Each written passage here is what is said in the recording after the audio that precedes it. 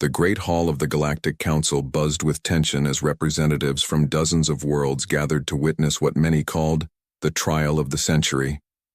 At the center of it all stood Ambassador Elena Martinez, her weathered face calm despite the chaos surrounding her. She represented the last free humans in the galaxy, and today would decide their fate. The Karathi judge, a towering figure with silver scales and cold yellow eyes, raised his clawed hand for silence. His voice echoed through the chamber like thunder. The humans have been found guilty of the Terra incident. Their reckless colony ship destroyed our sacred breeding grounds on Karathi Prime's moon. Thousands of our young died because of human carelessness. Elena stepped forward. Your Honor, it was an accident. Our navigation systems failed during the solar storm. We tried to change course, but— Silence! The judge's roar cut her off. The damage is done. Your species has proven too dangerous to remain among civilized worlds. The Council has reached its decision. Around the hall, alien representatives whispered among themselves. Some looked sympathetic, but most seemed relieved. Humans had always been the outsiders in galactic society. They were too aggressive, too unpredictable, too different from the established order. The judge continued, By the power of the Galactic Council, all humans are hereby exiled from civilized space. You will be transported to Kepler 442c, a dead world on the galaxy's edge. There you will remain until the end of your days. Elena's heart sank. She had expected punishment, but not this. Your Honor, that planet cannot support life. You're sentencing 50,000 innocent people to death. That is no longer our concern, the judge replied coldly. Perhaps your species will learn humility in their final days. The trial was over. Guards surrounded Elena and her small diplomatic team, leading them away as the council moved on to other business. Within hours, the great ships began gathering humans from across the galaxy. Families were torn from their homes on mining colonies, research stations, and trading posts. Scientists, farmers, engineers, teachers, children, and elderly all were loaded onto transport vessels like cargo. The journey to Kepler 442c took 3 weeks. The transports were cramped and poorly supplied, clearly meant for short trips, not long voyages. Elena moved through the ships, trying to keep spirits up and organize the chaos. She found herself working with people she had never met before. Dr. Lisa Park, a microbiologist from the Titan Research Station, Marcus Webb, a mining engineer from the asteroid belt, Joe Collins, a farmer from the agricultural world of New Kansas. What do we know about this planet? Elena asked during one of their planning meetings in the transport's cargo hold. Dr. Park pulled up data on her tablet. It's bad. Very bad. The atmosphere is mostly carbon dioxide and methane. No oxygen. Surface temperature ranges from -40 to +60 degrees Celsius. Constant radiation storms from the nearby pulsar. No water we can detect. Marcus shook his head. The Karathi aren't just exiling us. They're executing us slowly. Maybe that's what they want us to think, Joe said quietly. The old farmer had been listening carefully. But humans have survived in harsh places before. Our ancestors lived through ice ages, droughts, and plagues. Maybe we can survive this too. Elena looked around at the crowded cargo hold, filled with frightened families and crying children. We have to try, we have no choice. When the transports finally reached Kepler 442c, the sight through the viewports was heartbreaking. The planet looked like a diseased eye staring back at them, gray and brown with swirling toxic clouds and no sign of life anywhere. The transport, pilots, alien mercenaries hired by the Karathi, wasted no time. They landed at the first flat area they found and began unloading their human cargo. The air outside was poison. Everyone had to wear emergency breathing masks, but they only had a few hours of air each. The Karathi had been generous enough to provide basic survival supplies, some prefab shelters, water recyclers, food for maybe 2 months, and basic tools. It was barely enough to set up a temporary camp, let alone build a permanent settlement. This is it, announced the lead pilot, a bug-like creature with multiple eyes. Don't try to signal for rescue. No one is coming back for you. This system is now marked as quarantined. Any ship that comes here will be destroyed. The transports lifted off immediately, leaving the humans alone on the hostile world. Elena stood with the other leaders, watching the ships disappear into the toxic sky. Around them, 50,000 humans began the grim work of trying to survive. The first night was terrible.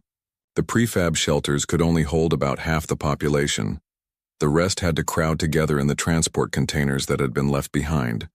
The temperature dropped to minus 30 degrees, and the wind howled like a living thing. Several elderly people died from the cold and stress. Dr. Park worked frantically with the water recyclers, trying to process the ice they had found in shallow deposits. The machines kept breaking down from the acidic compounds in the frozen water. Marcus led teams to set up the air processors, but they were only meant for small groups, not thousands of people. Joe organized the food distribution, rationing everything carefully. At this rate, we have maybe 60 days before we start starving, he told Elena privately. The second day brought new horrors.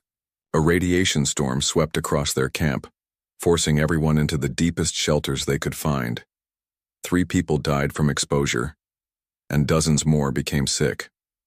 The emergency medical supplies were already running low. Elena called a meeting of all the group leaders that evening. They gathered in the largest shelter, a cramped space meant for 20 people but holding 50. The faces around her were grim, but she also saw something else. Determination. We all know the situation, she began. The Karathi expect us to die here. Maybe they're right. Maybe this planet will kill us all. But I'm not ready to give up, and I don't think you are either. Marcus nodded grimly. The mining equipment in the containers might help us dig deeper shelters. Get us away from the radiation.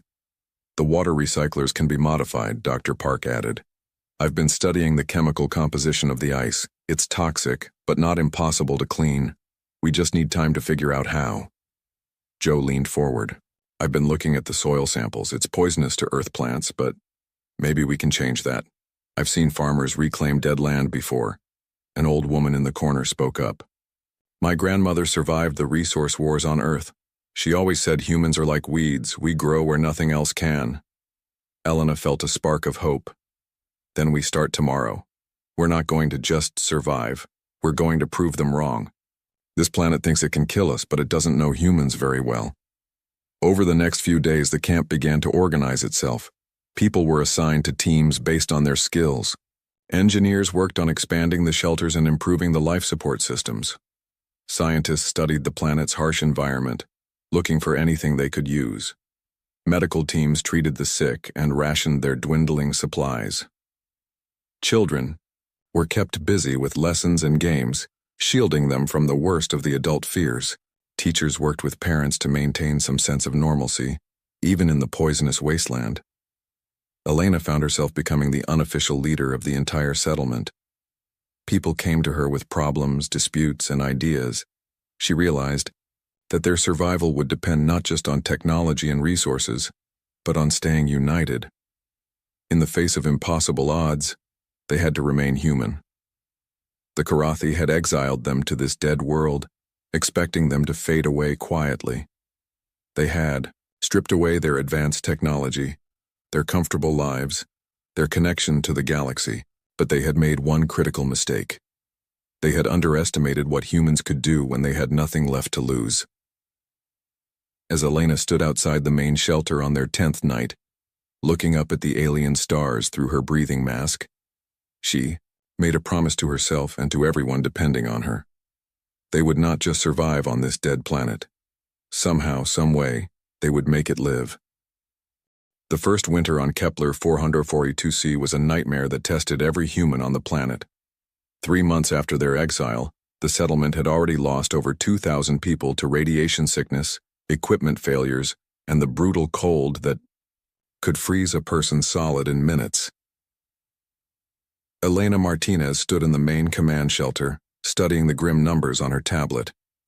The settlement's population had dropped from 50,000 to 47,800. Each number represented a person Someone's parent, child, or friend who had died in this poisonous wasteland. The water recyclers are failing faster than we can fix them, Dr. Lisa Park reported, her face drawn with exhaustion. She had been working 18-hour days trying to keep their life support systems running. We've lost 3 more units this week. The acid in the ice is eating through the filters. Marcus Webb looked up from his engineering reports. The radiation shielding on Shelter Block C is cracked. We need to evacuate 50 families, but we don't have anywhere to put them. His hands were stained with chemical burns from handling the toxic materials they used for repairs. Joe Collins entered the shelter, shaking ice crystals from his jacket. The greenhouse domes are holding, but barely. I lost another crop section yesterday. The soil treatment isn't working fast enough. The old farmer had aged 10 years in the past few months, but his eyes still held determination. Elena nodded grimly. What about the deep mining operation? We've hit a layer of bedrock. That's harder than anything we've seen, Marcus replied. The drilling equipment is wearing out and we can't replace it. But we did find something interesting, mineral deposits that might be useful if we can figure out how to process them. The early days had been pure survival. They had quickly learned that the prefab shelters provided by the Karathi were death traps. The thin walls couldn't handle the temperature swings, and the air recycling systems broke down constantly. Marcus had organized teams to cannibalize the transport containers, using the metal plating to reinforce their shelters and build new ones. The breakthrough came when they realized they had to go underground. The surface was too hostile, with radiation storms that could kill a person in hours and temperature swings that cracked metal.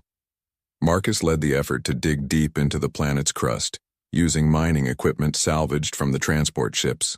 We're not just hiding from this planet, he had told his workers. We're going to make it work for us. The underground tunnels became their lifeline. 30 feet below the surface, the temperature was more stable, and the rock provided natural radiation shielding. They carved out living spaces, workshops, and storage areas. It was cramped and dark, but it was safe. Dr. Park's work with the water recycling systems had become critical to their survival. The ice deposits they found were full of toxic compounds that would kill anyone who drank them. But she discovered that certain bacteria from Earth could actually process some of these toxins. It's like a puzzle, she explained to Elena during one of their evening briefings. These bacteria evolved to handle pollution on Earth. Here, they're finding new things to eat. I've been cultivating different strains, trying to find ones that can handle the worst compounds. Her laboratory was a converted storage container filled with jury-rigged equipment. She worked with test tubes and microscopes that had been salvaged from the transport ship's medical bays.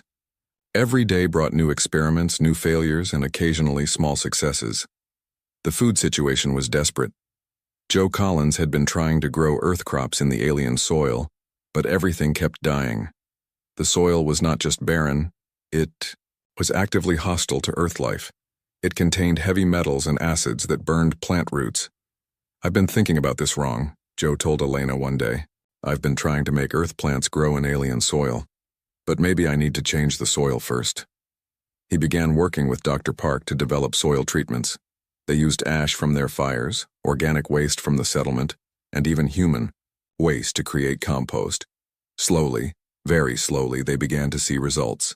The first earth plant to grow in the treated soil was a potato, tough, hardy, and able to survive in harsh conditions. It's not much, Joe said, holding up the small, misshapen potato. But it's life, real earth life growing in alien soil.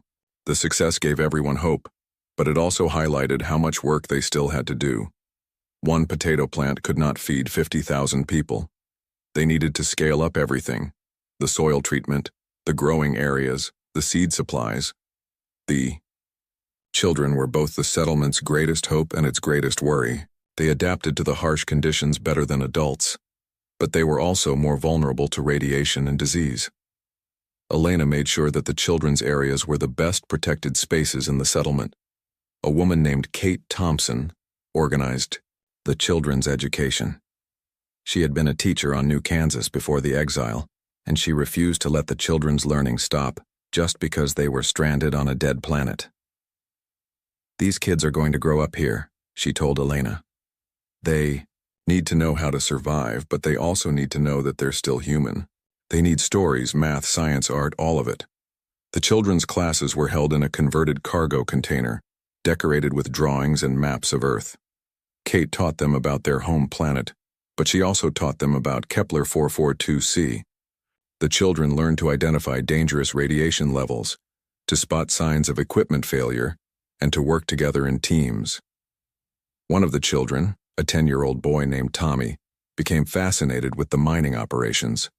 He would spend hours watching Marcus and his team's work, asking endless questions about the equipment and the mineral samples. "This rock is different from the others," Tommy told Marcus one day, holding up a sample he had found. "It's heavier, and it has these little crystal things in it." Marcus examined the sample and his eyes widened. The boy had found a deposit of rare earth metals, materials that could be used to build advanced electronics. It was exactly what they needed to repair and upgrade their failing equipment. "Good eye, kid," Marcus said, ruffling Tommy's hair. "You might just have saved us all." The discovery led to a new mining operation focused on extracting these valuable materials. It was dangerous work in the unstable underground tunnels, but it gave them access to resources they desperately needed. As the months passed, the settlement began to develop its own culture and routines. People worked in shifts to keep the critical systems running 24 hours a day. Meals were communal affairs in the main gathering spaces, with everyone sharing whatever food was available. Elena found herself making decisions that no human leader had ever faced before. When the medical supplies ran low, she had to decide who got treatment and who didn't. When food was scarce, she had to choose between feeding the workers who kept the systems running and the children who represented their future. "I never wanted to be a leader," she confided to Dr. Park one evening. "I was just a diplomat. I dealt with trade agreements and cultural exchanges. I never had to decide who lives and who dies." "None of us wanted this," Dr. Park replied. "But we're the ones who are here. We're the ones who have to make it work." The worst crisis came during month 8, when a massive radiation storm hit the settlement. The early warning systems failed, and the storm was stronger than anything they had experienced before. The surface installations were destroyed, and several underground areas were flooded when the ice melted and then refroze, cracking the tunnel walls. They lost over 1,000 people in 3 days. The medical facilities were overwhelmed, and the surviving equipment was pushed beyond its limits. For a moment, it seemed like the planet had finally won. But then something remarkable happened. The survivors didn't give up. They worked together to rebuild, to rescue the trapped, to care for the wounded. They shared their last food rations and gave their only warm clothes to the sick. Elena watched from the command shelter as people she had never seen before worked side by side to repair the damage. A former corporate executive was carrying supplies for a teenage apprentice mechanic. A retired professor was helping a young mother care for her children while she worked on repairing the water systems. "We're not the same people who were exiled here," she realized. The soft, civilized humans who had depended on galactic society for everything were gone. In their place were harder, tougher people who had learned to survive in hell itself. The first year ended with the settlement still alive, though barely.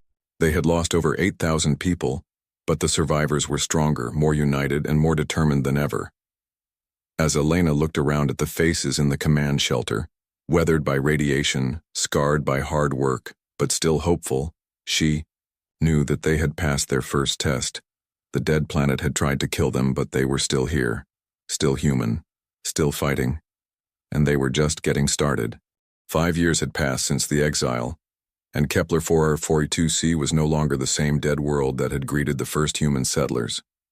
What had once been a barren wasteland was now dotted with strange silver domes that gleamed against the toxic sky. Steam rose from hidden vents, and the sound of machinery hummed beneath the ground. Elena Martinez, now showing gray in her hair and lines around her eyes, stood on the observation deck of Central Command. The structure had been built into a hillside, its walls made from processed local minerals that sparkled with an inner light. Through the reinforced windows, she could see the settlement that had grown from desperate survival into something approaching civilization. The atmospheric processors are working better than we hoped, Dr. Lisa Park reported, joining Elena at the window. She looked different now, tougher, with calloused hands and burn scars from years of dangerous experiments. Dome 7 achieved 80% Earth-normal atmosphere yesterday. We're actually breathing real air in there. The breakthrough had come in year 3, when Dr. Park's bacterial experiments had finally yielded results. She had been working with Earth bacteria, trying to find strains that could survive in the toxic environment. Most died within hours, but a few adapted in unexpected ways. It started with accident, Dr. Park explained to the weekly settlement meeting. I had contaminated samples sitting in the lab when a radiation storm hit. When I came back, the bacteria hadn't just survived, they had multiplied, and they were producing oxygen. The discovery had changed everything. The bacteria were consuming the toxic compounds in the atmosphere and converting them into breathable gases.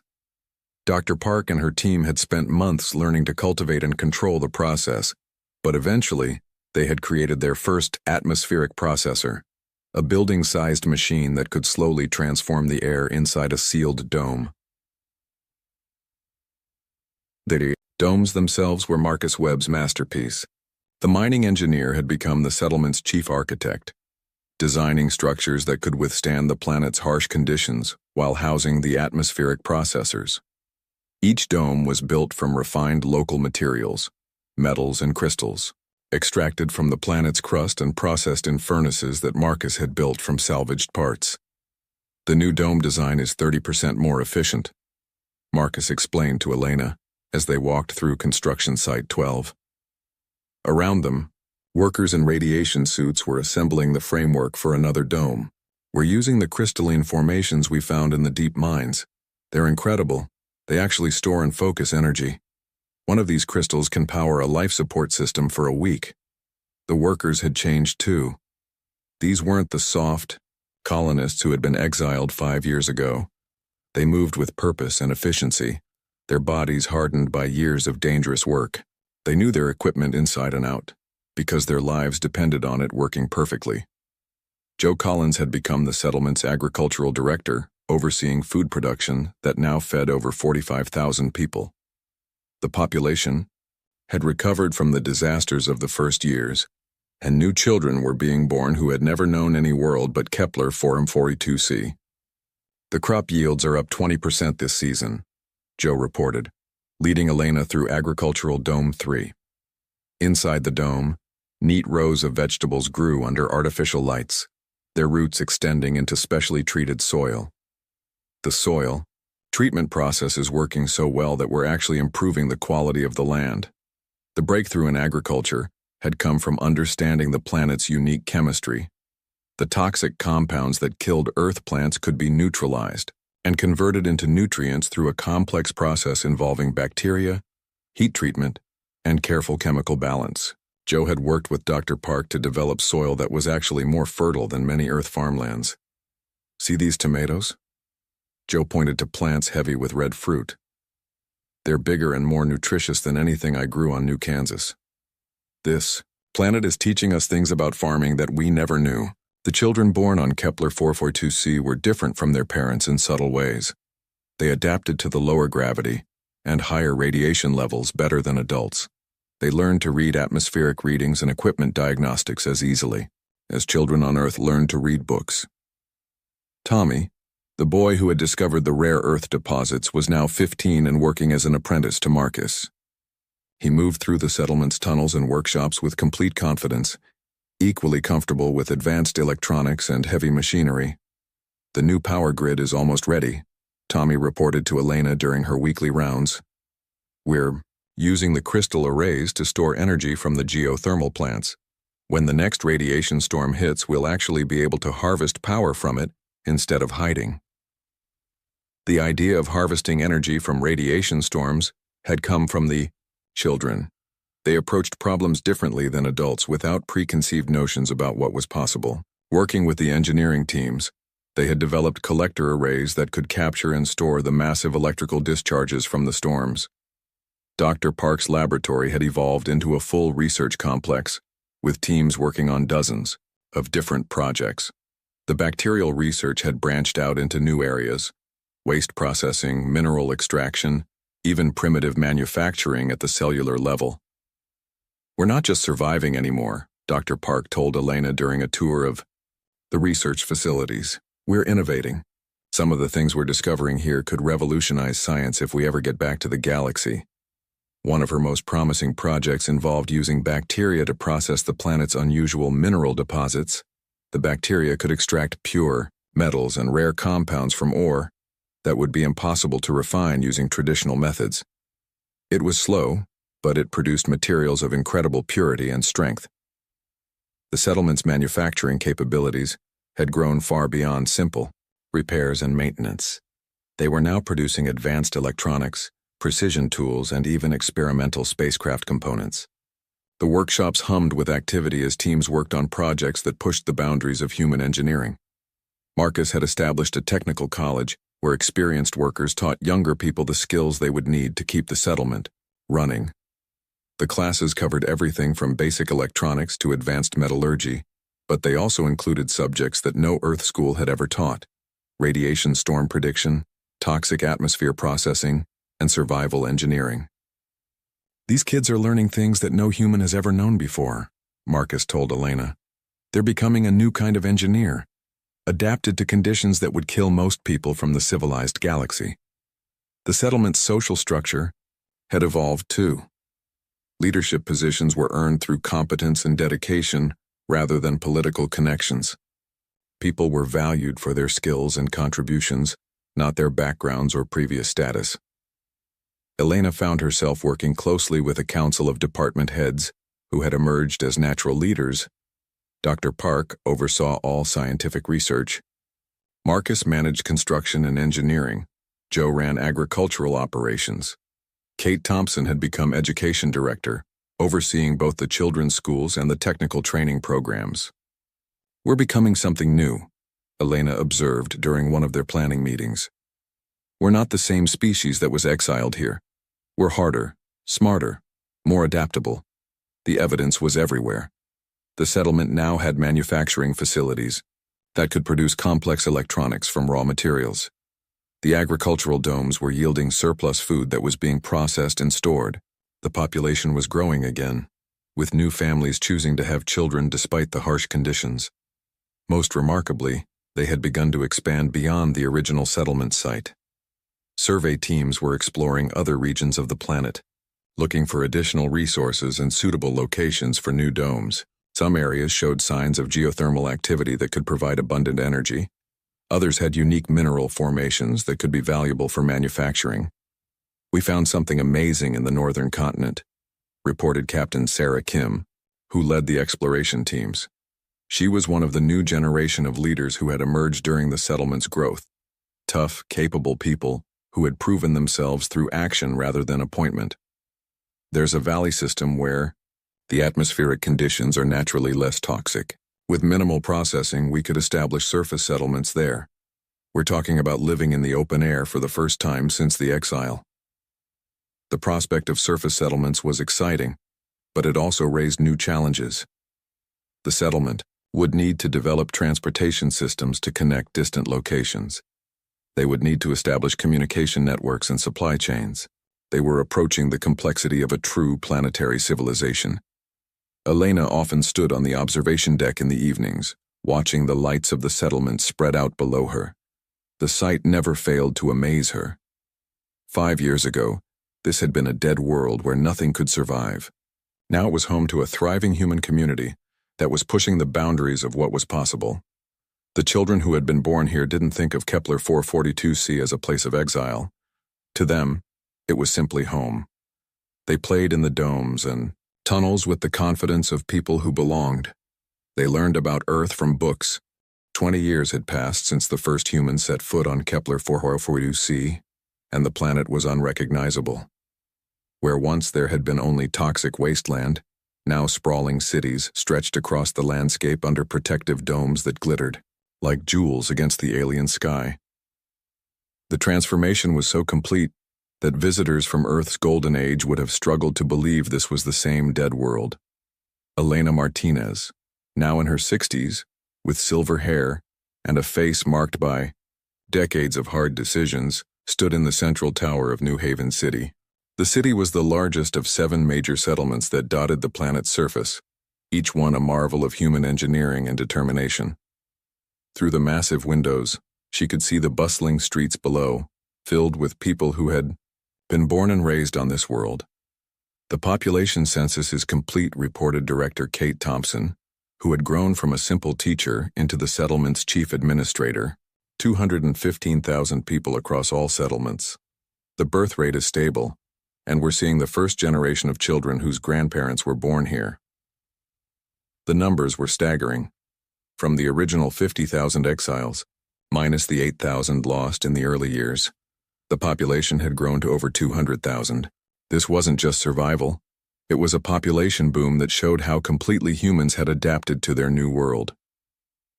Captain Alex Rivers entered the office, still wearing the dust-stained uniform of a space pilot. At 35, he had been born on Kepler 442c and had never known any other world. He represented the new generation of humans who thought of the toxic storms and radiation as natural parts of life. The trading mission to the Kepler system was a complete success, he reported with satisfaction. The independent merchants were amazed by our technology. They're calling our atmospheric processors miracle machines and our quantum computers impossible magic. We've established regular trade routes with 5 different worlds. The development of interstellar travel had been one of the settlement's greatest achievements. Using the unique crystalline formations found deep in the planet's crust, human engineers had developed quantum computing systems that surpassed anything in the known galaxy. These computers could calculate navigation routes through the dangerous radiation fields that surrounded Kepler 442c, allowing ships to travel safely between star systems. Dr. Lisa Park, now the settlement's chief scientist, joined the meeting. Her hair was white and her hands were permanently stained from decades of chemical work, but her mind was as sharp as ever. She had become the mother of an entirely new branch of science, what the settlers called hostile world engineering. The atmospheric processors are working beyond our wildest dreams, she reported. We now have 12 major dome cities with Earth-normal atmosphere, and we're working on a project to terraform an entire continent. The bacterial colonies we've developed don't just clean the air, they're actually improving it. The oxygen levels in some domes are higher than Earth standard. The scientific advances had been remarkable. Working with limited resources and under impossible conditions, the human scientists had developed technologies that seemed almost magical. They had learned to program bacteria to do precise work, to grow living machines that could repair themselves, and to harvest energy from sources that the civilized galaxy had never imagined. Marcus Webb, now chief of planetary engineering, spread holographic displays across the conference table. The images showed construction projects that would have challenged the greatest civilizations in the galaxy. Massive towers rose from the planet's surface, connected by enclosed bridges that spanned kilometers. Underground cities burrowed deep into the planet's crust, their walls lined with the glowing crystals that provided both power and light. The orbital station project is ahead of schedule, Marcus reported. We'll have our first space-based manufacturing facility operational within 2 years. The microgravity environment will let us grow crystals that are impossible to create on the surface. The orbital stations were perhaps the most ambitious project yet attempted. Using materials mined from the planet's crust and refined through bacterial processing, human engineers were building permanent installations in orbit around Kepler 442c. These stations would serve as shipyards, research facilities, and gateways to the galaxy beyond. The children of Kepler 442c had grown into adults who were fundamentally different from their parents. They moved with casual confidence in environments that would kill most galactic citizens within minutes. They understood complex scientific concepts that the best universities in the galaxy struggled to teach. They were equally comfortable with advanced technology and primitive survival skills. Tommy, the boy who had discovered the first rare earth deposits, was now 35 and served as the settlement's chief resource manager. He had spent his entire adult life exploring the planet's hidden treasures, mapping mineral deposits and geological formations that held the keys to humanity's future. The deep core samples are showing something extraordinary, he reported to the weekly council meeting. There's a layer of crystalline formations about 2 kilometers down that spans the entire planet. If we can tap into it, we'll have enough energy to power our civilization for thousands of years. The planet's geology had turned out to be far more complex than anyone had imagined. The toxic surface conditions were caused by relatively recent volcanic activity, but beneath the poison crust lay treasures that made the world invaluable. Rare metals, energy-storing crystals, and geological formations that could be used for advanced manufacturing were scattered throughout the planet's depths. The social structure of the settlements had evolved into something unique in the galaxy. Leadership was based on competence and merit rather than politics or wealth. People were valued for their contributions to the community's survival and growth. The harsh conditions had eliminated many of the social problems that plagued civilized worlds. There was no room for corruption, laziness, or selfishness when everyone's survival depended on working together. Elena often walked through the settlements in the evening, observing how the community had developed. Children played in parks under artificial skies, their laughter echoing through the domes. Adults worked in workshops and laboratories, pushing the boundaries of human knowledge. Elderly people shared stories of Earth and the early days of the settlement, keeping the community's history alive.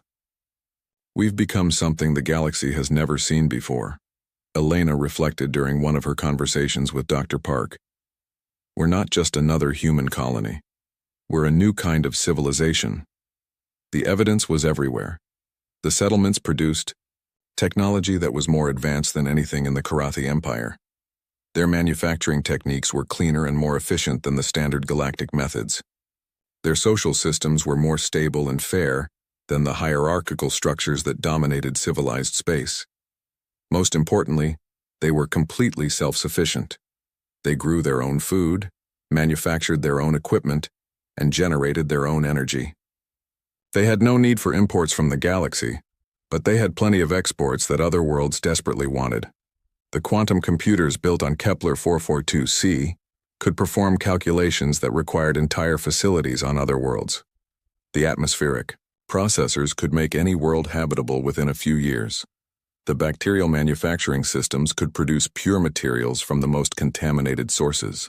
We're getting requests from independent worlds throughout the galaxy, Captain Rivers reported during one of his briefings.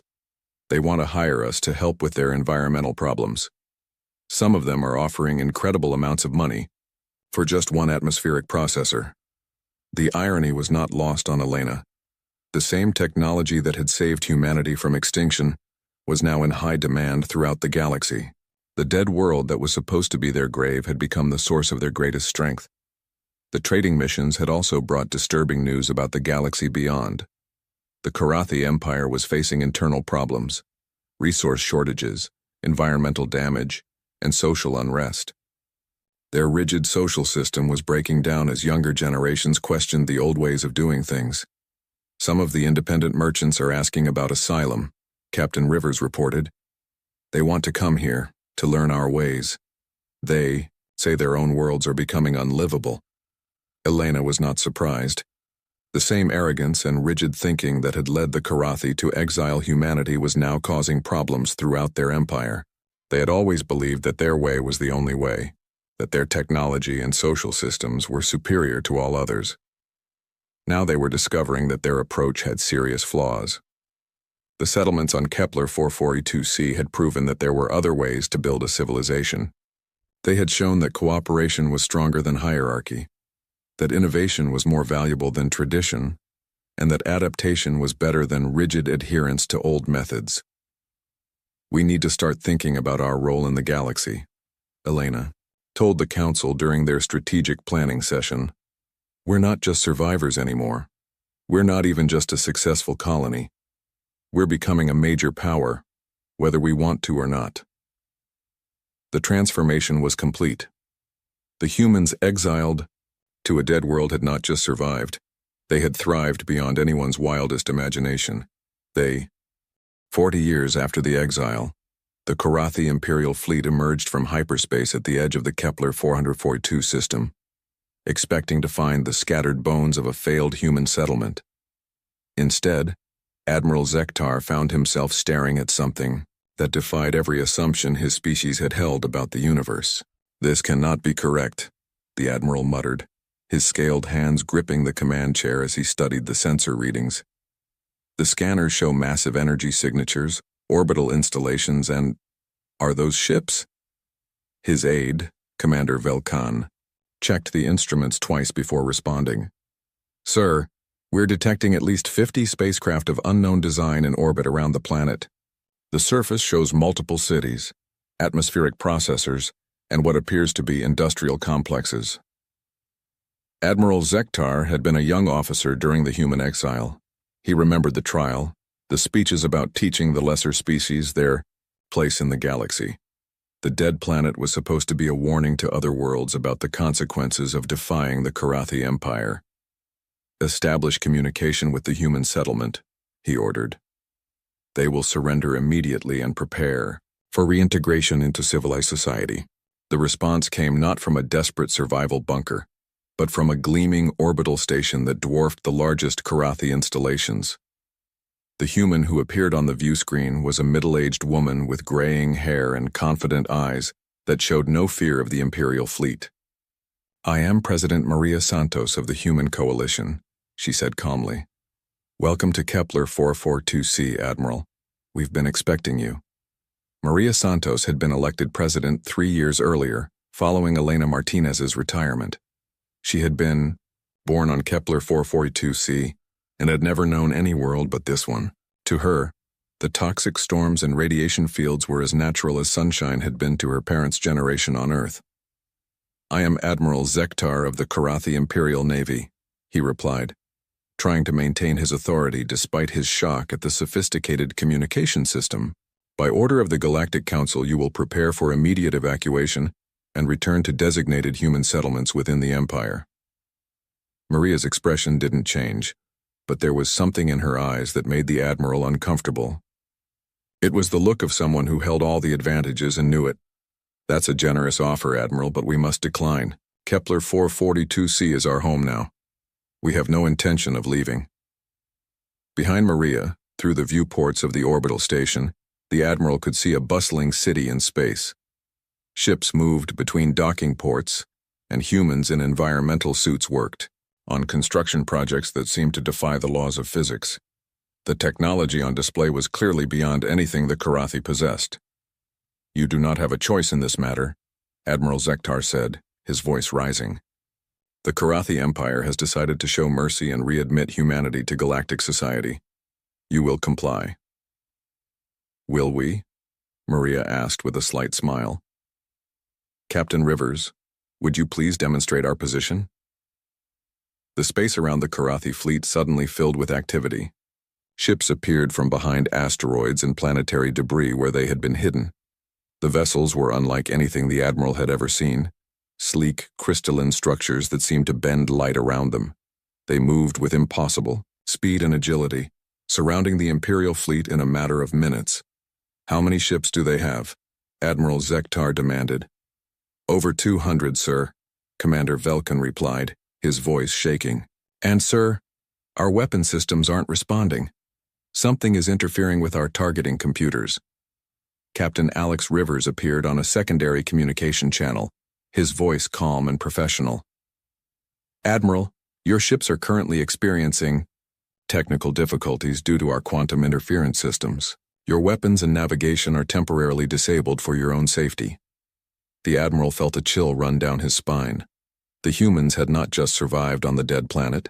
They had developed technology that could neutralize the most advanced warships in the galaxy without firing a shot. "This is impossible," he whispered. "Your species was barely capable of basic space travel when you were exiled." 40 years is a long time, Admiral," President Santos replied. "We've learned a great deal about survival, adaptation, and innovation. Would you like a tour of our facilities? I think you'll find our achievements quite impressive." The tour was a revelation that shattered every assumption the Karathi had held about human capabilities. The orbital stations were marvels of engineering that utilized technologies the Empire's best scientists couldn't comprehend. The planetary cities existed in environments that would kill most galactic species within minutes, yet humans lived there comfortably, even thriving. Dr. Lisa Park, now in her 80s but still sharp as ever, led the scientific demonstration. She showed the Karathi delegation bacterial manufacturing systems that could produce pure materials from toxic waste, atmospheric processors that could terraform entire continents, and quantum computers that solved problems in seconds that would take Karathi systems years to calculate. "We've had to develop solutions to problems your empire has never faced," she explained to the stunned alien visitors. "When you're exiled to a world that actively tries to kill you, you either innovate or die. We chose to innovate." The Karathi delegation was escorted through manufacturing facilities where humans worked alongside living machines grown from modified bacteria. They saw farms producing food in soil that had been toxic wasteland 4 decades earlier. They witnessed children learning advanced physics and engineering as naturally as their own young learned basic mathematics. Commander Velkan, who served as the delegation's technical expert, was particularly shaken by what he observed. "These aren't the same humans we exiled," he reported to Admiral Zektar. "They've become something else entirely. Their technology is decades ahead of ours in critical areas." The social structure of the human settlements was equally impressive. The Karathi observers expected to find the rigid hierarchies and power struggles that characterized their own society. Instead, they found a cooperative system where leadership was based on competence and contribution rather than birth or political connections. Tommy, now the settlement's chief resource coordinator, explained their approach during a meeting with the Karathi delegation. "We couldn't afford the luxury of inefficient leadership. When everyone's survival depends on making the right decisions, you naturally choose the people who make the best choices." The economic implications were staggering. The human settlements were completely self-sufficient and produced surplus goods that were in high demand throughout the galaxy. Independent traders were already establishing regular routes to Kepler 442c, bringing news and resources from dozens of worlds. "Half the independent systems in this sector want to establish trade agreements with us," Captain Rivers reported to President Santos during a private briefing. "They're offering incredible terms for our technology and expertise." Admiral Zektar found himself in an impossible position. He had come to collect a failed human colony and instead discovered a thriving civilization that surpassed the Karathi Empire in several critical technologies. His superiors expected him to return with submissive humans ready to accept their place in the galactic hierarchy. Instead, he was facing a confident, powerful society that had no need for what the Empire offered. "Your people must return to designated settlements," he insisted during his final meeting with President Santos. "The exile was temporary. The Empire is prepared to forgive past transgressions and restore humanity to its proper place in galactic society." President Santos leaned back in her chair, surrounded by advisors who represented the best minds of 2 generations. "And what would that proper place be, Admiral? Second-class citizens in someone else's empire, grateful recipients of Karathi charity? You would have the protection of the Empire, access to galactic markets, participation in civilized society," the Admiral replied, though his words sounded hollow even to himself. "We already have access to galactic markets through our trading partners," Maria pointed out. "As for protection, I think we've demonstrated that we can take care of ourselves. And as for civilized society, well, I think we've built something better than what you're offering." The final demonstration came when a Karathi patrol ship, acting without authorization, attempted to force its way past the human defensive perimeter. The ship found itself gently but irresistibly guided to a safe orbit, its systems completely overridden by human technology. The crew was unharmed but thoroughly humbled. "We could have destroyed your ship in a dozen different ways," Captain Rivers explained to the patrol ship's commander. "Instead, we chose to demonstrate restraint. That's the difference between your civilization and ours." Admiral Zektar realized that his mission had failed completely. The humans were not the desperate exiles he had expected to find. They were a major power in their own right, with technology and resources that made them valuable allies or dangerous enemies. His final report to the Karathi High Council was a masterpiece of diplomatic understatement. The human settlement has achieved unexpected success. Recommend immediate diplomatic engagement and reconsideration of previous policies. President Santos's response to the Empire's generous offer was broadcast throughout the galaxy, carried by independent traders and transmitted by. The courtroom was silent except for the soft hum of air recyclers. Captain Marcus Vale stood in the center of the room, his hands locked behind his back. His uniform was clean but wrinkled. Dark circles under his eyes showed he had not slept well in weeks. 12 judges sat in a half-circle around him. Their faces were hard like stone. Admiral Cross was there too, sitting in the front row. Vale had known Cross for 20 years. They had served together on 3 ships. Now Cross would not even look at him.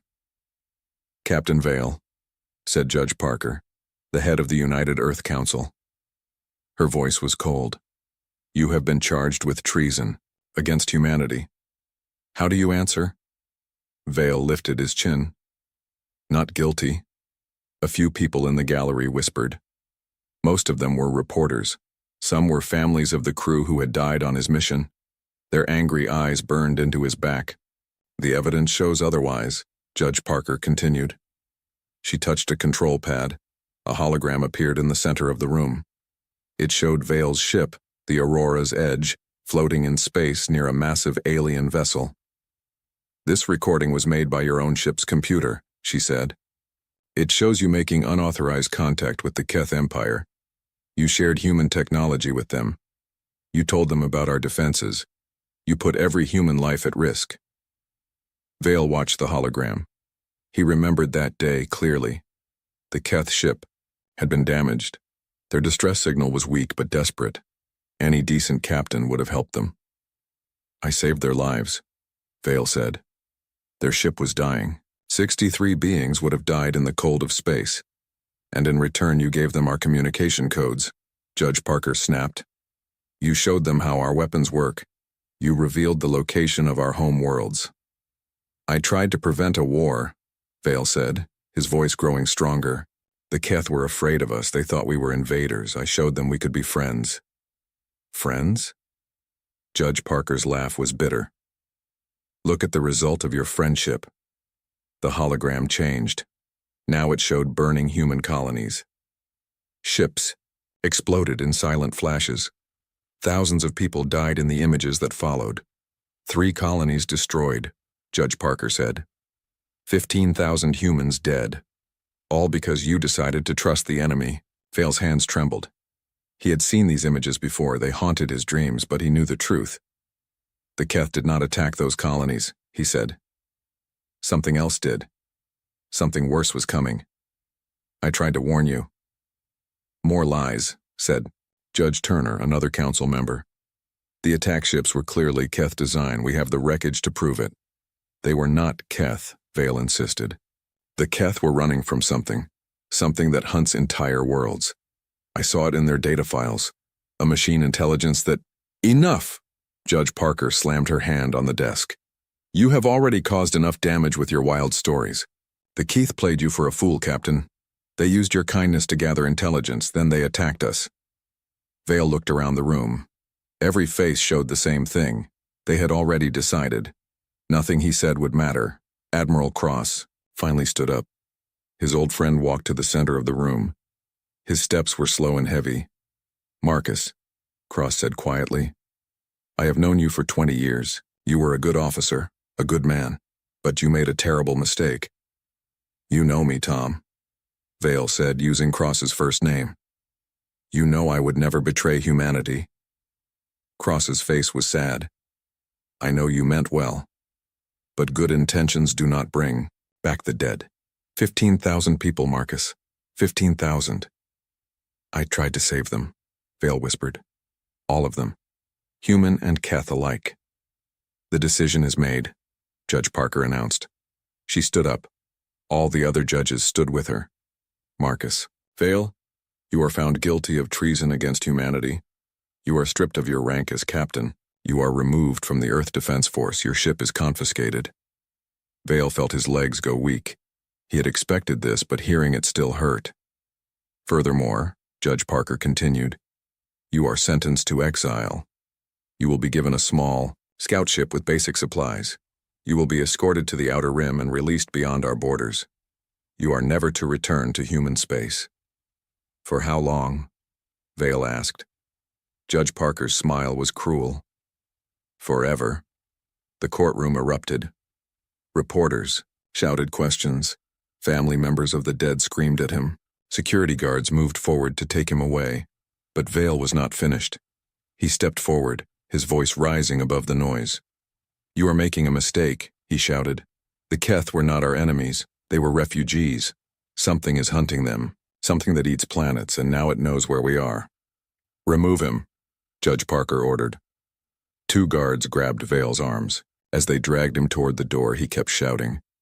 When the real enemy comes, you will remember this day. You will remember that you sent away the one man who could have helped you. The heavy doors of the courtroom slammed shut. The sound echoed through the corridor like a gunshot. 3 days later, Vale stood in the cargo bay of the scout ship Wanderer. It was a small vessel, built for one person. The cargo hold was packed with basic supplies, food for 6 months, water recyclers, basic tools, and a small fusion reactor. Admiral Cross was there to see him off. The old man looked tired and sad. I am sorry it came to this, Marcus, Cross said. Are you? Vale asked. You voted to exile me. I voted to save your life, Cross replied. Half the council wanted you executed. At least this way you have a chance. Vale picked up his small bag of personal items. There was not much in it. A few books, some photos, his father's watch. Tom, he said, turning to face his old friend. What I told them about the Keth, about something hunting them. It was true. Cross sighed. Even if it was, what does it matter now? The Keth are gone. Their ships disappeared after the attacks. Whatever was hunting them is probably gone too. You are wrong, Vale said. It is still out there, and it is still coming. Maybe, Cross said, but that is not your problem anymore. The ship's pilot, a young officer named Blake, appeared in the doorway. Sir, we are ready to depart. Cross nodded. He looked at Vale one last time. Take care of yourself, Marcus. Try to find some peace out there.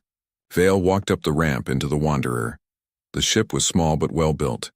Everything he needed to survive was there, but survival was not enough. Not anymore. As the ship lifted off from Earth, Vale looked down at the blue and white planet. Below, it was beautiful. It was home. And he would probably never see it again. But as the Wanderer jumped to hyperspace, carrying him toward the unknown regions of the galaxy, Vale made a promise to himself. Someday, he would return, and when he did, he would bring proof of what was really coming for humanity.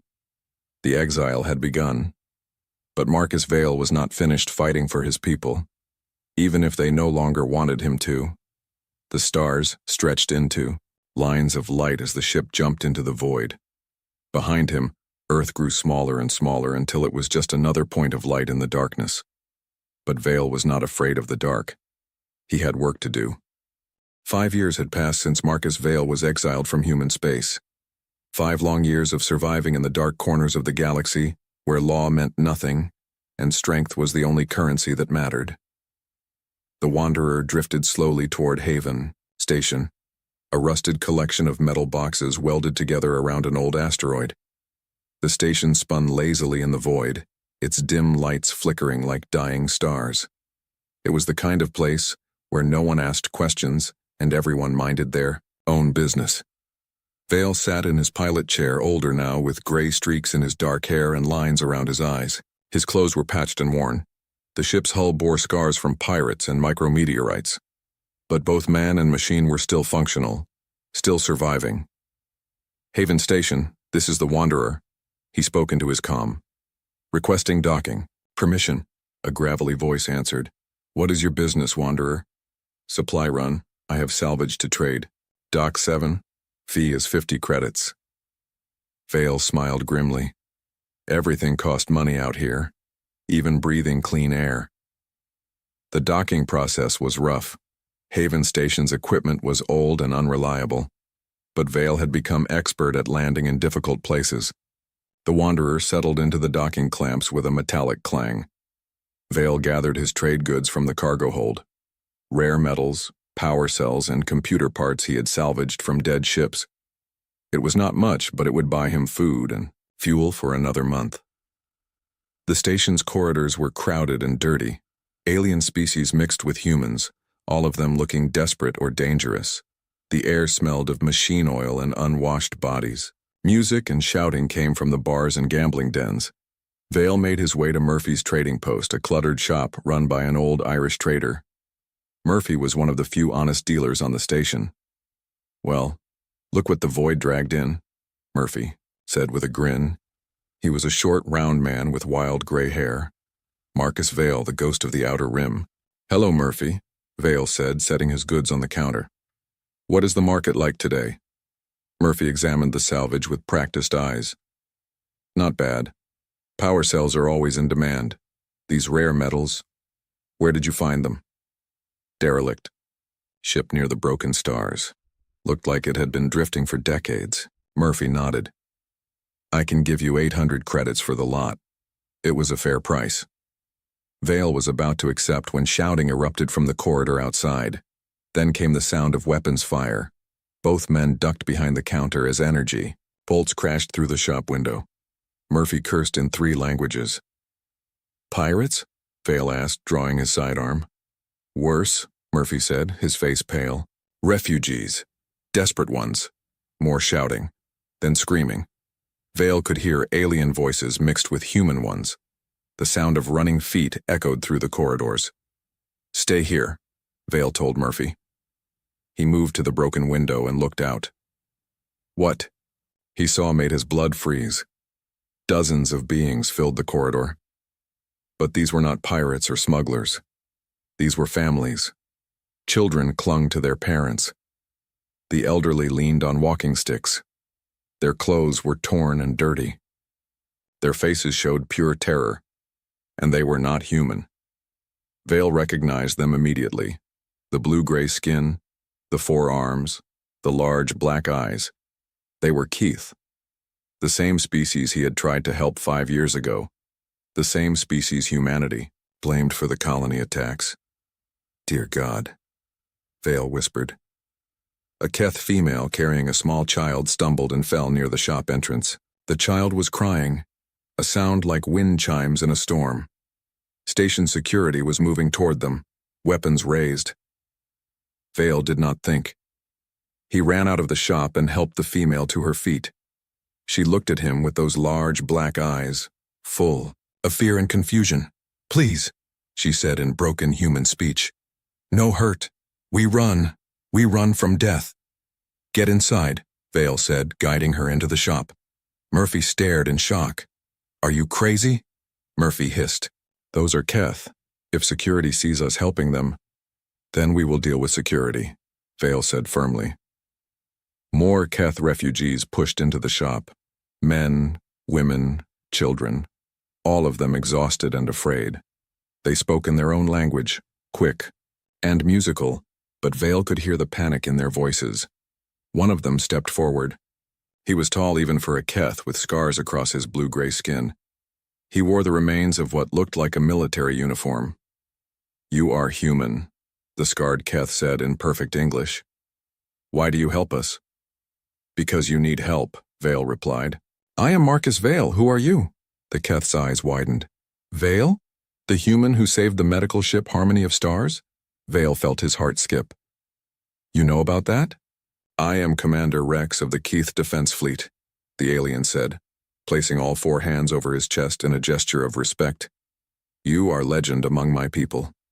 The human who showed mercy when his own kind would not." "Your people attacked human colonies," Vale said carefully. 15,000 of my people died." Rex's face darkened. "No, not us. We never attacked your colonies. We were fleeing when those attacks happened, fleeing from the Devourers." The word hit Vale like a physical blow. "Devourers?" Machine minds from the dark between galaxies, Rex said, his voice dropping to a whisper. They consume everything, planets, stars, entire civilizations. They came to our space 3 years ago. We fought them, we lost. Other Keth gathered around their commander. Vale could see the trauma in their faces. These were survivors of something terrible. How many of you escaped? Vale asked. These are the last, Rex said, gesturing to the refugees in the shop. 500 souls from a civilization of billions. The rest are gone. Fed to the machine. Hunger. Vale felt sick. And you are heading toward human space? We have nowhere else to go, Rex said. But the Devourers follow us. They always follow. They learn from what they consume. They know about your people now. They know your weaknesses. When? Vale asked, though he dreaded the answer. Soon, Rex said. Maybe months, maybe weeks. The Devourers do not hurry. They are patient. They study their prey before they feed. Station security burst into the shop, weapons raised. The lead officer was a human named Carson, a brutal man who worked for whoever paid the most. Step away from the aliens, Carson ordered. These creatures are wanted for questioning. Wanted by who? Vale asked, not moving. Earth security. There is a bounty on any Keth captured alive. Vale felt anger building in his chest. Even out here, light years from Earth, humanity's hatred followed these refugees. They are under my protection, Vale said calmly. Carson laughed. You, a washed-up exile? You have no authority here. I have this, Vale said, showing his weapon. And friends. Murphy stepped up beside him, holding a heavy plasma rifle. The man said they are under protection. Other traders and smugglers began to appear. Word had spread quickly through the station. Some of these people had dealt with Vale before. They knew he was fair and honest, rare qualities in the Outer Rim. Carson looked around nervously. His 3 men were outnumbered 10-1. This is not over, Carson snarled. But he and his men backed out of the shop. Vale turned back to Rex. Commander, I need to know everything about these Devourers. Everything. Why? Rex asked. Your people exiled you. They will not listen to warnings from a traitor. Maybe not, Vale said. But I have to try. Humanity may have cast me out, but they are still my people. Rex studied Vale's face for a long moment. Then he nodded slowly. Very well. But you will not like what I tell you. The Devourers are not just machines. They are something far worse. They learn, they adapt, and they never stop hunting. Outside, Vale could hear Carson talking on his comm, calling for reinforcements. Time was running short. Tell me everything, Vale said, and then we need to get you and your people somewhere safe. There is no safe place, Rex said quietly. Not anymore. The Devourers have found us. Soon, they will find your people too. Vale looked at the frightened Keth refugees. Children who would never see their homeworlds again. Families torn apart by an enemy beyond imagination. 5 years ago, he had tried to save both civilizations by building a bridge between them. He had failed then, but maybe, just maybe, he could still save one of them, even if that civilization had exiled him to die in the dark. 2 weeks after meeting Commander Rex, Marcus Vale sat in his ship's communication room, staring at a message that had just been rejected by Earth Command for the 15th time.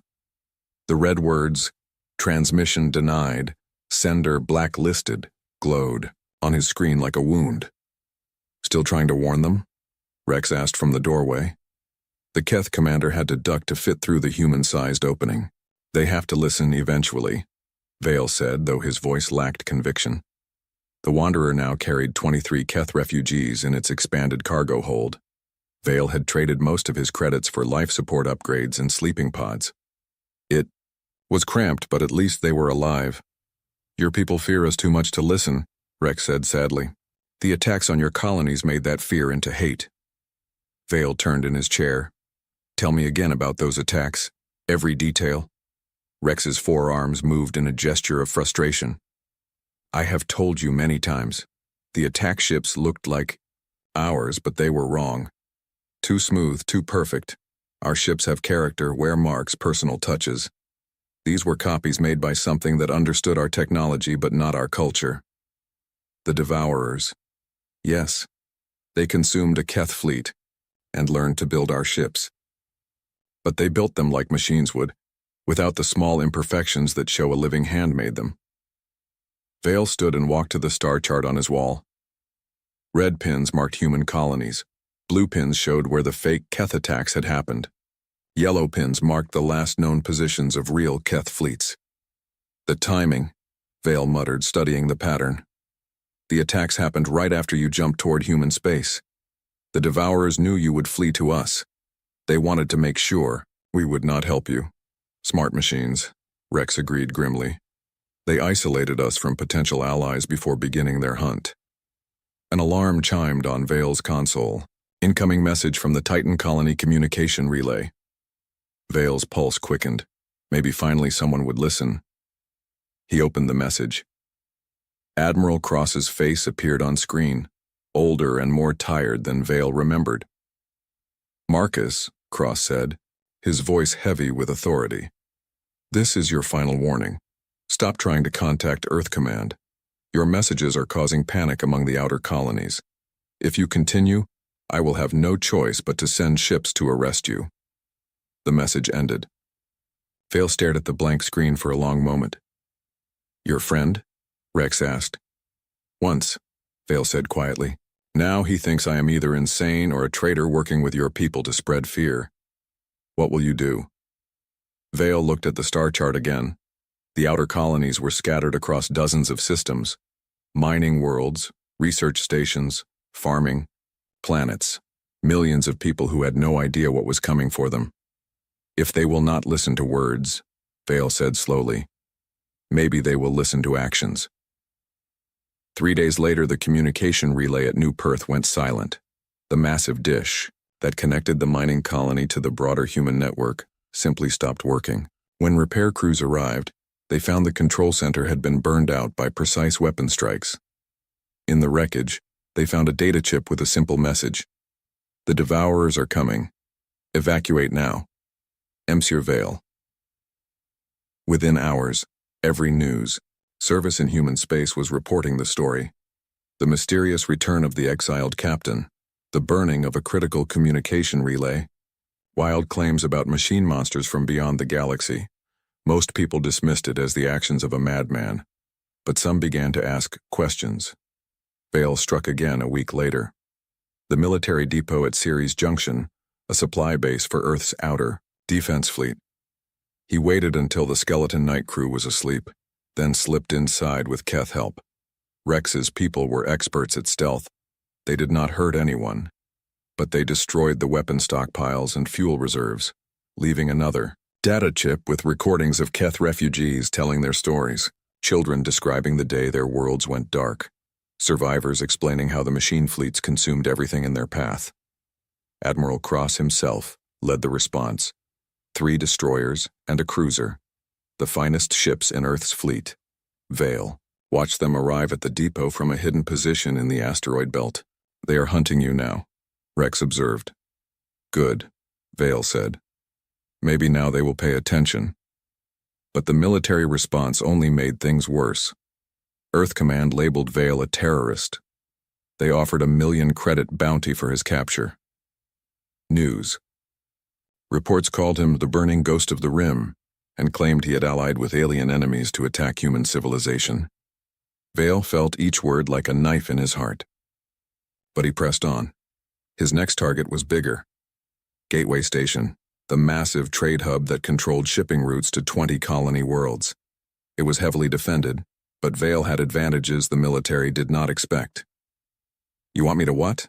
Captain Davis of the freighter Lucky Strike stared at Vale in disbelief.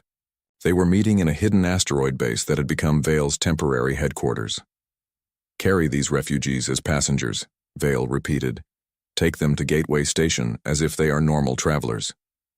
They are Keth, Davis said, fear in his voice. If security finds them on my ship, I will be arrested as a collaborator. Not if you follow my plan exactly, Vale said. He slid a credit chip across the table. 200,000. Enough to buy a new ship and retire.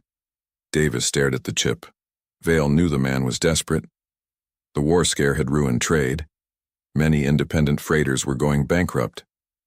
What exactly are you planning to do at Gateway? Davis asked. Something that will make them listen, Vale said. 2 days later, the Lucky Strike docked at Gateway Station carrying legitimate cargo and falsified passenger documents. The Keith refugees stayed hidden in specially modified cargo containers. Security scanned the ship, but found nothing suspicious. Vale arrived an hour later in the Wanderer, broadcasting a standard trader's ID. Gateway's traffic control waved him through to a regular docking bay. At exactly 1400 hours, the plan began. Davis started broadcasting on all emergency frequencies. His message was simple. Real Keth refugees were on the station. They had proof that the colony attacks were faked.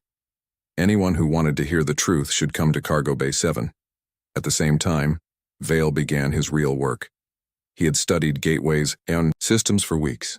Every power relay, every computer node, every backup system. His years as a starship captain had taught him how these places worked. He did not want to hurt anyone. But he needed everyone's attention. The lights went out first. Emergency power kicked in, bathing the station in red light. Then the artificial. Gravity began fluctuating. People floated and stumbled as the field switched on and off. Station security rushed toward the power centers, trying to stop the sabotage. But Vale was always one step ahead. He had mapped their response patterns, predicted their moves. Meanwhile, in Cargo Bay 7, something unprecedented was happening. Dozens of station workers and travelers had come to hear the refugees speak. Keth children told their stories in broken English. Adults showed recordings of their dead worlds. The crowd grew larger, then larger still. Word spread through the stations, communication systems faster than security could stop it. Listen to them, Davis broadcast. These people are not our enemies. They are running from something worse, something that is coming for us next. Admiral Cross's voice crackled over the station speakers. This is Earth Defense Command. Gateway Station is under terrorist attack. All civilians report to emergency shelters immediately. But many people did not move. They stayed in Cargo Bay 7, listening to refugees describe machine fleets that blotted out the stars, worlds stripped bare of all life, civilizations that vanished in days. Vale watched from the station's control center as his plan unfolded. Security forces were trying to restore power and gravity. News reporters were broadcasting live from the cargo bay. The story was spreading across human space faster than any military response could contain it. Then his console showed something that made his blood freeze. Long-range sensors were detecting multiple ship contacts at the edge of the system. Big contacts, moving too fast and too precisely to be human vessels. Vale activated the station's main communication array, overriding all other signals. His voice boomed through every speaker on Gateway Station and transmitted to every ship in the system. "This is Marcus Vale," he said. "Check your long-range sensors. They are here. The Devourers have arrived." On the sensor display, 30 massive objects moved toward Gateway Station like sharks scenting blood. Each one was the size of a small moon, bristling with weapons that had never appeared in any human database. The burning had begun, but not the way Vale had planned. The Gateway Station control room erupted in chaos as 30 massive shapes appeared on the long-range sensors.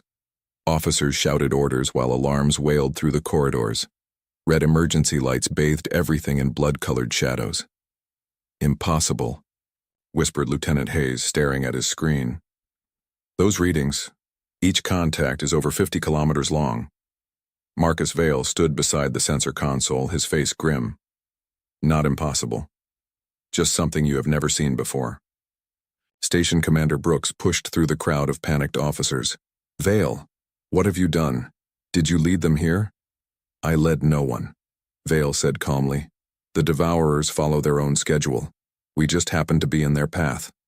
On the main display, the alien fleet moved with mechanical precision.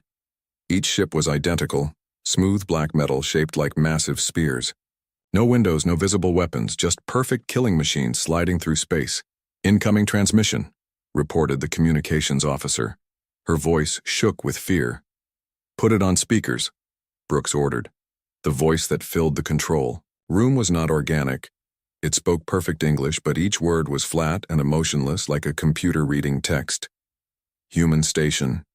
You will cease all activity. Prepare for analysis and consumption. Resistance will delay the process, but not prevent it. The transmission ended. Silence filled the control room except for the steady beeping of sensors tracking the approaching fleet. Analysis and consumption, Brooks repeated slowly. What does that mean? Commander Rex appeared in the doorway, escorted by 2 security guards. His forearms were bound, but his eyes were alert. It means they will study everything about you, Rex said. Your technology, your biology, your culture. Then they will consume it all. Your ships, your people, your entire civilization will become part of their collective knowledge. Shut up, alien, one guard snarled. Let him speak, Vale said sharply. He has fought these things before. Brooks looked between Vale and the Keth commander. How long do we have? Not long, Rex replied. They move slowly because they are confident. Nothing has ever escaped them once they begin their hunt. Vale moved to the tactical display. The Devourer fleet was still 6 hours away at current speed. Gateway Station had defenses, orbital weapon platforms, shield generators, a small garrison, fleet. Commander Brooks, Vale said, you need to evacuate the station. Get every civilian ship moving toward the inner systems. I do not take orders from terrorists, Brooks snapped. Then take them from your sensors, Vale replied, pointing at the display. Those 30 ships? Each one could destroy this entire station with a single salvo. Your weapons will not even scratch their hulls. As if summoned by his words, Admiral Cross's voice crackled over the communication system.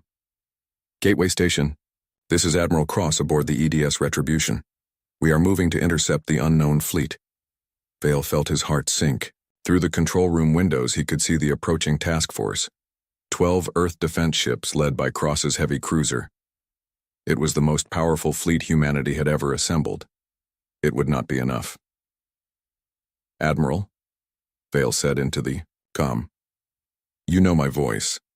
This is Marcus Vale. Do not engage those ships. They are beyond anything we can fight. Vale. Cross's voice was cold with anger. You have caused enough damage. Surrender now, and maybe we can minimize the casualties from your terrorist actions. Tom, listen to me, Vale pleaded, using his old friend's first name. Those are not ships you can fight with conventional weapons. They are machines designed to consume entire civilizations. Get your people out of here.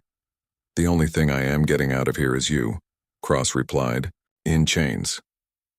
The Earth fleet began to move toward Vale's position. Behind them, the Devourer ships continued their steady approach. Vale realized with sick certainty that his old friend was about to lead 12 ships and 3,000 crew members to their deaths. Commander Brooks, Vale said urgently, I need access to your communication array, full power, all frequencies, so you can call more of your alien friends. Brooks snarled. Vale grabbed the man by his uniform jacket.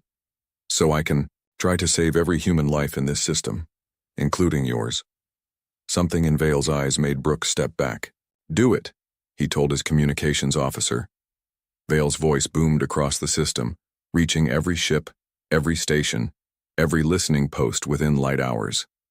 This is Marcus Vale speaking to all human forces. The fleet approaching Gateway Station are called Devourers. They are machine intelligences from beyond our galaxy. They consume entire civilizations. Our weapons cannot stop them. All ships, all stations, begin immediate evacuation toward the core systems. This is not a drill. This is not terrorism. This is the end of humanity unless we run. Now. Ignore that transmission. Cross's voice cut across the channel. All ships, maintain course. We will deal with Vale after we investigate these unknown contacts. But doubt was spreading through the fleet. Vale could hear it in the comm chatter between ships, captains asking questions, crew members reporting strange sensor readings. The Devourer ships were like nothing in any human database. Admiral, came a voice from one of Cross's escort ships. These readings are unusual. Each contact shows massive energy signatures.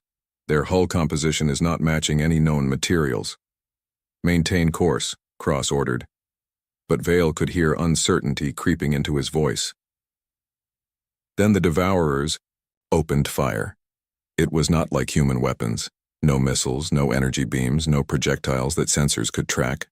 One moment the lead Earth destroyer was there. The next it simply stopped existing. The ship did not explode or burn, it just vanished as if it had never been built. Holy God, someone whispered over the comm. A second destroyer disappeared, then a third. The Earth fleet scattered, trying to find targets they could see and weapons they could understand. All ships retreat, Cross finally ordered. Fall back to minimum safe distance. But it was too late.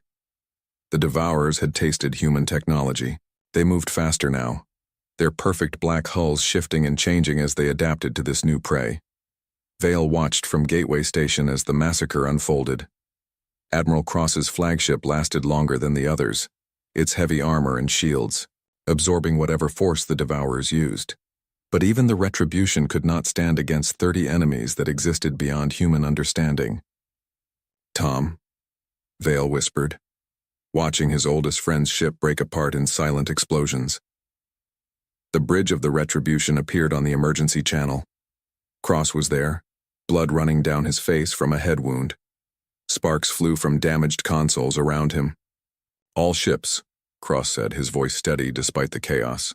This is Admiral Cross. The unknown contacts they are beyond our ability to engage. Begin immediate evacuation of all outer colonies. Code Black. Repeat Code Black. Code Black. The highest level of military emergency. The order to abandon everything and run for the core systems. Tom, Vale said into the comm. Get to an escape pod. Your ship is breaking apart. Cross turned toward the camera. For a moment, the two old friends looked at each other across the void. Marcus, Cross said quietly. I was wrong. About everything. You tried to warn us. Get off that ship, Vale urged. It is not too late. Cross smiled sadly. For me it is. But maybe not for everyone else. He turned to his crew. All hands, abandon ship. That is an order. Admiral, the pod bays are blocked, reported a young officer. Hull breaches on decks 5 through 12. Cross nodded slowly. He looked back at the camera one last time. Marcus, the outer colonies. Get them out. You know the evacuation routes better than anyone. Tom, that is an order, Captain Vale. The transmission cut off as the Retribution finally broke apart. Vale watched the debris scatter, carrying with it the man who had been his closest friend and his greatest enemy. Around Gateway Station, the surviving Earth ships fled toward the inner systems. Behind them, the Devourer fleet resumed its steady advance. We have to go, Rex said quietly. They will be here soon. Vale looked at the tactical display. 30 perfect killing machines, now enhanced with human technology they had consumed, from the destroyed fleet, and behind them long-range sensors showed more contacts, hundreds more. The evacuation ships, Vale said. Can we reach them?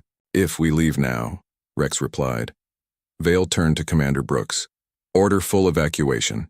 Every ship, every person. Move toward the core systems and do not stop. Brooks nodded, all his earlier hostility gone. Fear had a way of clarifying priorities. The Wanderer undocked from Gateway Station. Vale looked back at the massive trade hub. In a few hours it would be gone.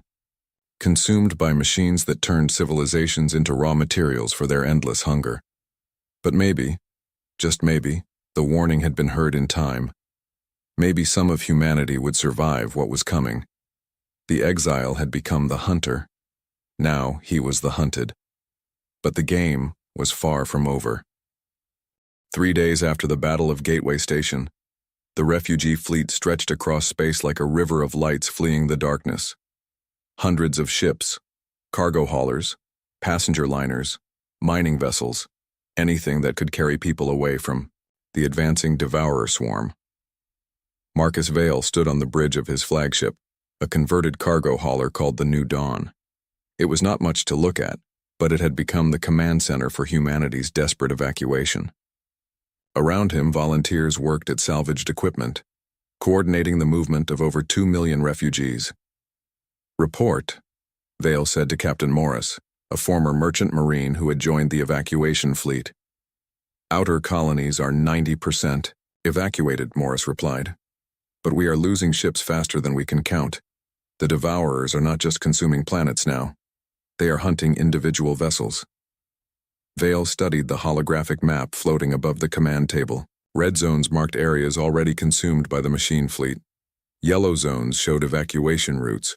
The red was spreading faster than the yellow could retreat. "What about Earth?" Vale asked. "Still trying to organize their own defense," Morris said with disgust.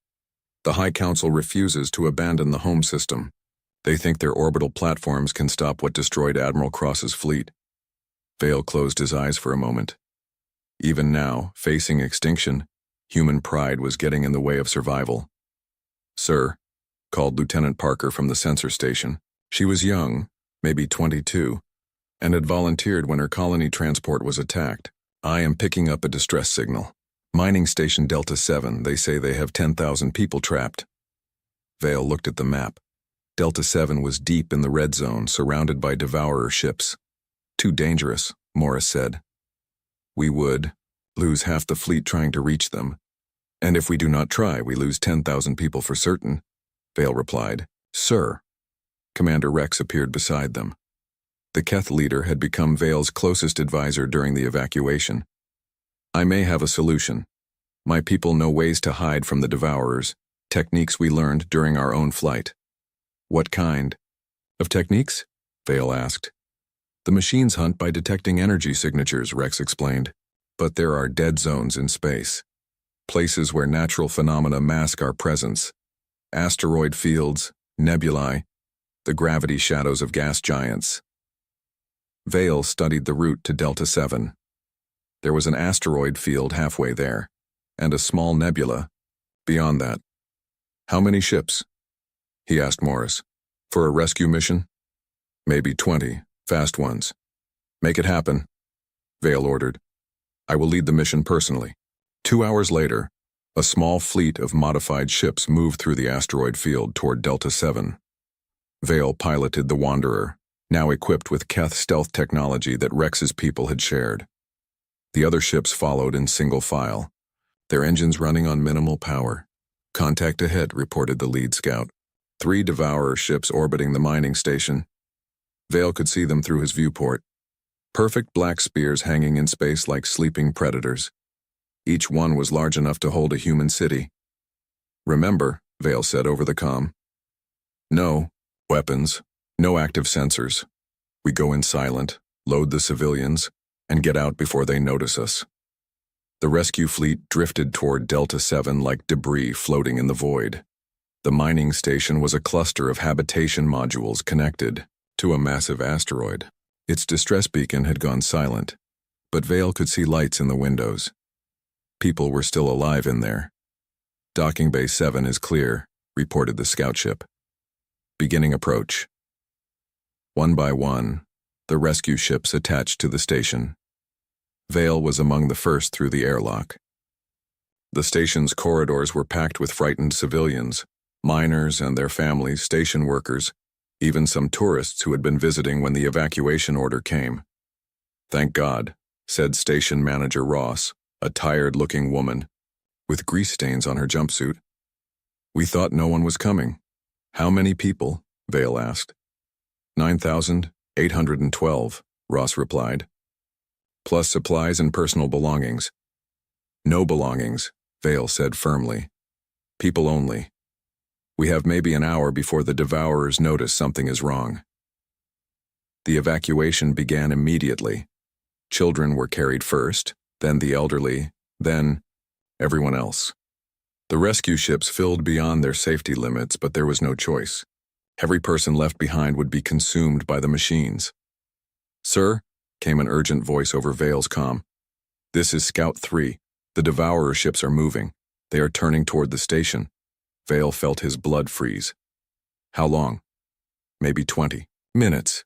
There were still 3,000 people on the station. Vale looked around the crowded corridor.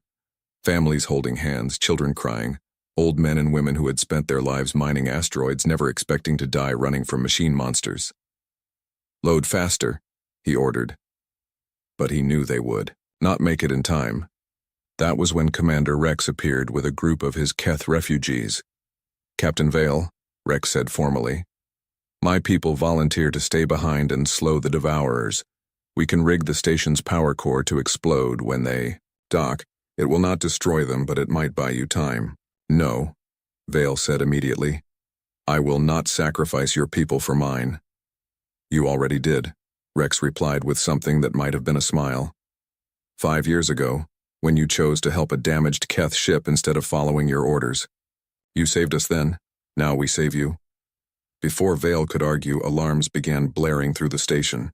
The Devourer ships were accelerating, their perfect hulls beginning to glow with energy. Go, Rex ordered. Take your people and go. The next few minutes were chaos. Rescue ships undocked and fled into the asteroid field while Rex's volunteers worked frantically to prepare their trap. Vale watched from the Wanderer's bridge as the last civilian transport cleared the station. The first Devourer ship reached Delta 7 and extended metal tentacles to dock with the mining station.